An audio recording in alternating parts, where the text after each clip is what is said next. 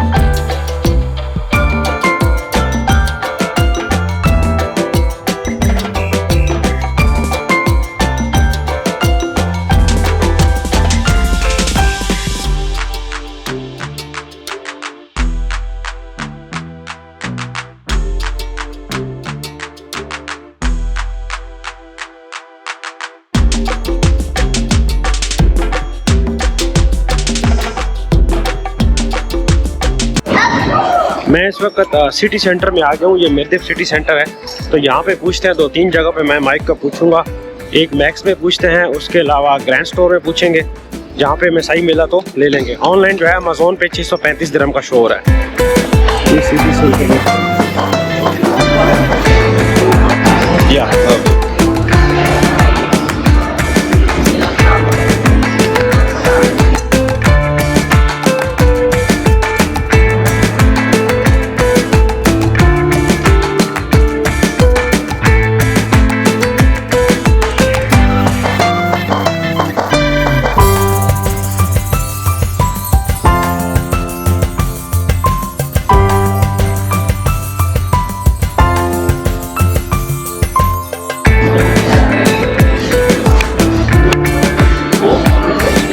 या हाँ जी, अभी मैंने माइक लगा लिया है। ये है DJI का मिनी माइक। अब देखते हैं कि इसकी वॉइस कैसी आ रही है।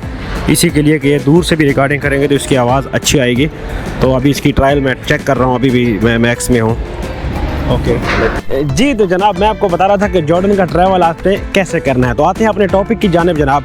तो जॉर्डन जाते हो आपने किन चीज़ों का ख्याल रखना है। सबसे पहले जब मैं जा रहा था तो मुझे पता ही नहीं था कि यार जॉर्डन का वीज़ा ऑन अराइवल है। काफ़ी सारे लोगों ने मुझे कहा था कि यार 50 GD का, कोई कह रहा था 5 GD का, कोई 100 GD बता रहा था। ठीक है, फिर कह रहे थे कि जॉर्डन पास ले लें। ठीक है, मैं खुद बड़ा कंफ्यूज था कि यार ये कैसे जो है ना क्या चीज़, मैं जॉर्डन पास ले लेता या ना लेता, मुझे उसका फ़ायदा होगा नहीं होगा। तो ये सारी चीज़ों में मैं बहुत ज़्यादा कंफ्यूज था। तो मुझे पता नहीं था कि यार क्या करना चाहिए। तो फिर मैंने अल्लाह अल्लाह करके मैंने यहाँ से टिकट करा ली थी। मेरी जो टिकट थी वो थी 78 दिरहम की। आज तक की सबसे सस्ती टिकट मेरी थी सलाला की, 78 दिरहम की आने जाने की, विद रिटर्न बोल रहा हूँ भाई।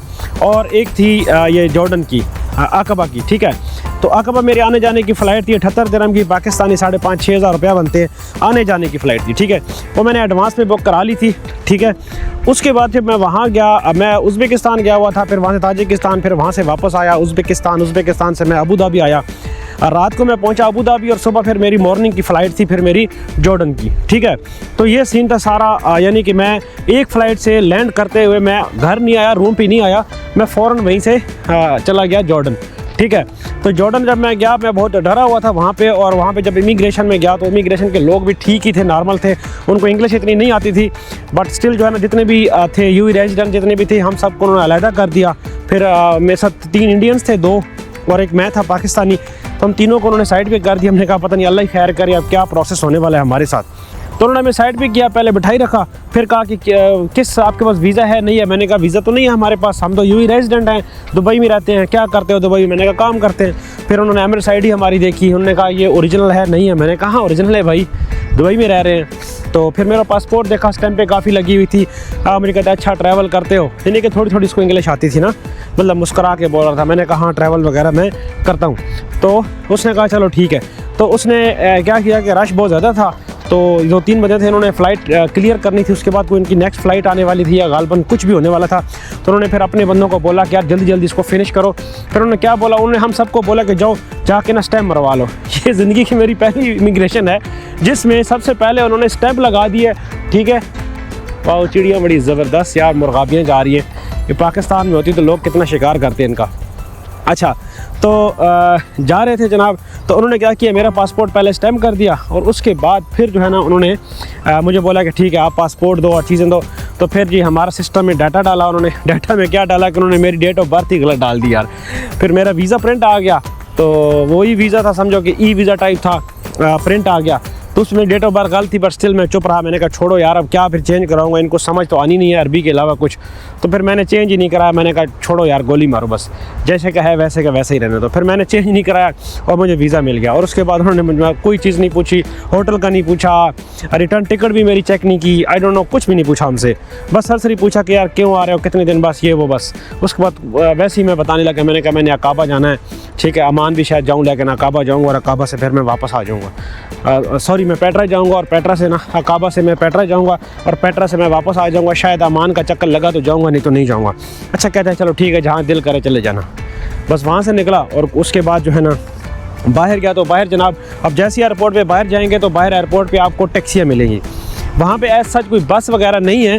जो अकबा का एयरपोर्ट है बिल्कुल एंड पे है, ठीक है, और इसके जो राइट साइड पे है ना, राइट साइड पे सारी आबादी है और उसी साइड पे अमान भी है और अकबा भी आएगा, फिर अमान आएगा, ठीक है, ऐसे है। तो अकबा जो है ये दूसरा शहर है, अमान जो है ये इनका कैपिटल सिटी है। तो आप क्या करेंगे जब अकबा में होंगे, अगर आप अकबा लैंड करते हैं तो अकबा की वैसे करना, अकबा की फ़्लाइटें सस्ती होती हैं क्योंकि ये पेट्रा के करीब है। यहाँ की करना, यहाँ की आपको फ़्लाइटें सस्ती मिलेगी। मैं विज़ एयर से गया अकबा में, जब मैं बाहर गया तो कोई बस वगैरह नहीं थी, फिर वहाँ शेयरिंग टैक्सी थी। उसमें 2 GD लेते हैं हर बंदे से, ठीक है, तो 4 बंदे बैठाते हैं, 8 GD किराया है उसका। तो आप जब भी जाएँ तो अपने साथ यहाँ से करेंसी चेंज करके लेके जाएं। चेंज करके नहीं लेके जा सकते, कोई बात नहीं, तो यहाँ से आप करेंसी ले लें, कोई बात नहीं है, यहाँ से लेके चले जाएं, वहाँ भी एक्सचेंज हो जाती है। और दूसरा जो मैं आपको सजेस्ट करूँगा, अगर आप 3-4 बंदे जा रहे हो तो यहीं से ऑनलाइन गाड़ी बुक करा लो, रेंट पे करा लो, ठीक है। काफ़ी सारे लोगों ने रेंट पे कराई हुई थी। रेंट भी मतलब है कि यूरो कार और इस तरह की ना बहुत सारी थी, से आप रेंट पे गाड़ी ले सकते हैं। तो आप गाड़ी रेंट पे करा लो। I think so it's better कि अगर आप 2-3 बंदे हो या आपके साथ फैमिली है तो गाड़ी रेंट पे करा लो, वो ज़्यादा बेहतर है मेरे ख्याल से, और उसी में चले जाओ।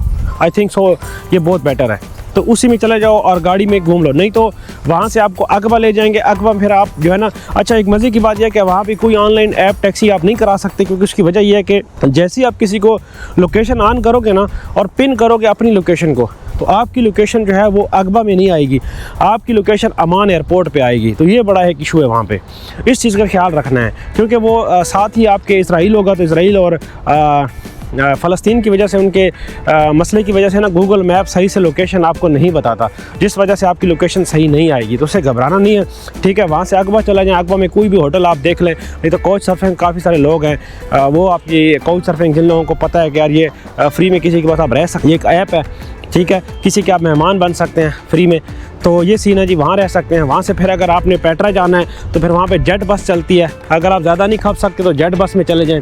जेट बस का मैं आपको एडवाइस करूँगा, अगर आप जा रहे हैं अकबा से अमान या अमान से आ रहे हैं अकबा, फिर यहीं से ऑफिस से जो भी टिकट करानी है करा के चले जाएं, रिटर्न करानी है तो रिटर्न करा के जाएं। अगर आपने मेरी तरह सिर्फ अकबा से पेट्रा जाना है और पेट्रा से वापस आना है तो फिर उधर ही फ़ौरन आपने करा लेना टिकट, क्योंकि मैंने भी मार खाई थी और आप भी ये नुकसान ना करना, क्योंकि मेरी जो टिकट है वो भी ज़ाया हो गई थी। मैंने फिर 15 JD की फिर टिकट कराई, तो 18 JD की है अकबा से पेट्रा और पेट्रा से वापसी। लेकिन अगर अगवा से जाओगे पेट्रा और वहाँ से फिर टिकट करा के वापस आओगे तो फिर 15-15 जेडी की टिकट आपको करानी पड़ेगी, ठीक है। ये जो बस है ये वादी रम भी जाती है, तो वादी रम में बहुत सारे वहाँ पे यहीं से आप ऑनलाइन भी बुक कर सकते हैं अपने ऑनलाइन सर्च करके, और वहाँ पे भी जब अगवा में जाएंगे ना पे बहुत सारे टूरिज्म क्लब है, आप वहाँ से भी में बहुत सारे वादी रम में बहुत सारे टेंट हैं, बहुत सारी एक्टिविटीज हैं जो आप बुक कर सकते हैं। वादी रम में जो है 7 जेडी का एक बंदे की एंट्रेंस है। बाकी ये तकरीबन दुबई के हो गए 35 दिरहम और पाकिस्तान के हो गए तकरीबन 303,000 रुपए एक बंदे की एंट्रेंस है। लेकिन अगर आप जॉर्डन पास ले लेते हो तो फिर आपको पेट्रा की फीस भी देने की जरूरत नहीं है और आपको वादी रम की फीस देने की भी जरूरत नहीं है। 7 जेडी है एक पर्सन का, ठीक है, 7 जेडी और वैसे 50 जेडी जो है उसकी फीस है पेट्रा की,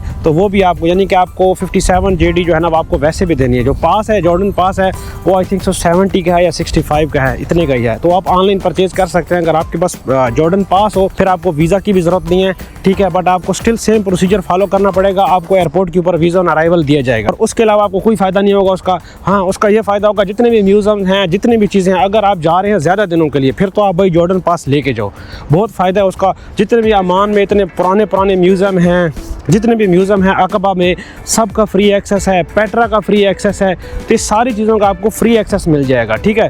तो ये चीज़ें हैं जनाब। वहाँ पे आप लोकल टैक्सी बुक कराएं तो उससे पहले एडवांस में पैसे करा लेना, ठीक है, बुक करा लेना, वरना बाद में वो नहीं कराएंगे। और वहाँ पे आपको लोकल टैक्सी नहीं मिलेगी दुबई की तरह, वहाँ भी बहुत बड़ा फाइन है, वहाँ पे आपको लोग नहीं उठाएंगे एयरपोर्ट से। और तो जहाँ के बहुत तगड़े कोई लोकल बंदा है तो वो शायद कोई ना कोई कर लेगा, अदरवाइज कोई भी आपको लोकली वहाँ पे नहीं उठाएगा। तो जिन दिन वहाँ पे रहना है जेट बस से आ जा सकते हैं, रेंट पे गाड़ी करा सकते हैं। उसके अलावा यहाँ पे लोकल बसें चलती हैं, बट जुम्मे वाले दिन लोकल बसों की छुट्टी होती है। पेट्रा अगर आप जा रहे हैं तो पेट्रा में 50 जेडी पेट्रा की फीस है। पेट्रा बहुत ही पुराना एक शहर है, लाजमी जाइए वहाँ पे, दुनिया का एक अजूबा है, वहाँ पे आप जा सकते हैं। और पेट्रा बहुत बड़ा है। और पेट्रा में फिर मैं आपको बताऊंगा अगर आप पेट्रा में जा रहे हैं तो पेट्रा में 3-4 चीज़ें आपने टेक केयर करनी है। एक ये कि किसी से कोई एक्टिविटी नहीं लेनी है, अगर लेनी है तो उसकी वीडियो बना लें और प्रॉपर उसके साथ एक जगह डिसाइड कर लें, ठीक है। वहाँ पे आपको इलेक्ट्रिक कार्स भी मिलेंगी, घोड़े वाली भी मिलेंगे, बट यार फायदा नहीं है यार। और दूसरा मोनेस्ट्री है, ठीक है, बहुत सारी आगे, यानी कि जहाँ तक वो उसका पेट्रा का वो खत्म होता है ना तो वहीं तक जाएं प्लीज, उससे आगे ना जाएं, उससे आगे जाने का फायदा नहीं है। करीबन 1500 सीढ़ी है, 2000 सीढ़ी है, तो उस पर जब बंदा आता जाता है तो बंदे की वैसे ही जो है ना बस हो जाती है। और ऊपर है ही कुछ नहीं,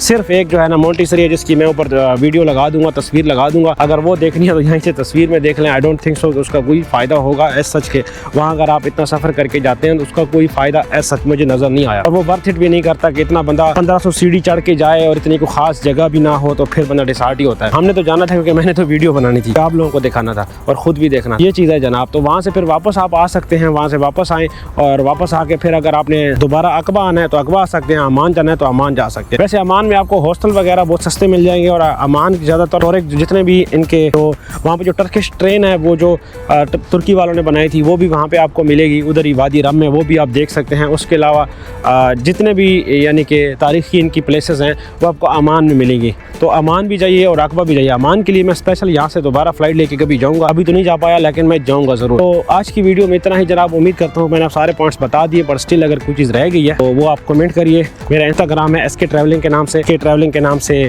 फेसबुक पेज है, SK ट्रैवलिंग के नाम से टिकटॉक है, सारी जगह पोस्ट करते हैं भाई शॉर्ट्स वीडियो। तो कोई भी अगर क्वेश्चन है चीज़ है तो इंस्टाग्राम में मुझे इनबॉक्स करिए, चलो आपको उसका आंसर करूँगा और आप कमेंट कर सकते हैं कोई भी चीज़ अगर आपको पूछनी है तो आज की वीडियो में इतना ही। टिल देन अपना ख्याल रखिए, keep travelling, keep watching my videos. Thank you very much, Allah हाफिज़।